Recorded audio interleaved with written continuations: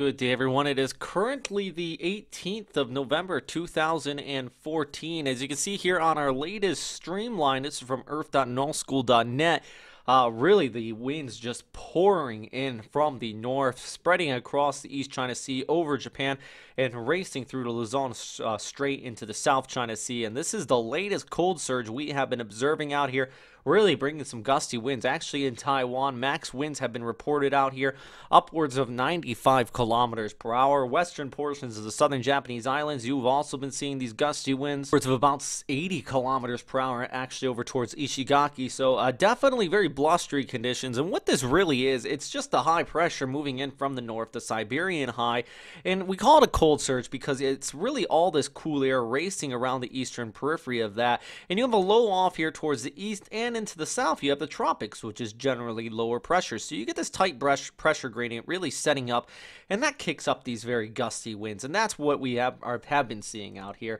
And do expect that really to linger over the course of the next 24 to 48 hours, bringing the gusty winds, but also the rough seas. I'm sure any ships out here across much of the South China Sea and around Taiwan definitely you want to have those seasickness bags ready, because I'm sure some of the sailors, especially if they're not green, are going to be having a rough go of it with this latest event, because it's just widespread seas, really spreading across much of this area. Widespread rough seas, that is. Now, really, throughout the rest of Tuesday, this is going to continue to linger. You still have those gusty winds coming in from the north.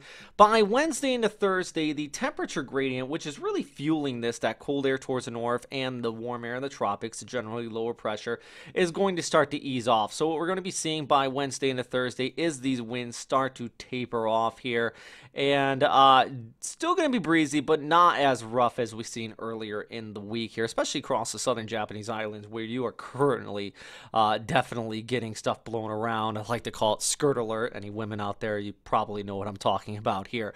Now back towards the north, we still have the snowfall, which is continuing to kick up for the Japanese Alps over through Hokkaido. That's basically the sea effect snow, very similar to what we are actually seeing in North America at this time. We have the lake effect snow, which, as you can see here, that is just piling up across parts of upstate New York over through Michigan. I'm sure if you are familiar with this area, you probably know what is going on out there right now. And definitely that is very rough conditions there. But the sea effect snow, it's one and the same. You get that cool air racing out of Siberia over the Sea of Japan, and it piles up along the coastal locations, and you could easily get 8 to 10 centimeters of total snow accumulations coming out of that.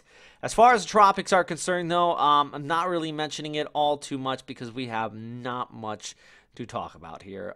Even with this model, this is the ECMWF, there's nothing really showing up. Comparison purposes, let's go ahead and roll through the NavGem model, which shows not much developing out here in the tropics. A little bit of a low pressure area there by next Tuesday, so we're talking about over a week away. And the GFS also shows a week low, but it's nothing that I'm going to throw up any red flags at this point.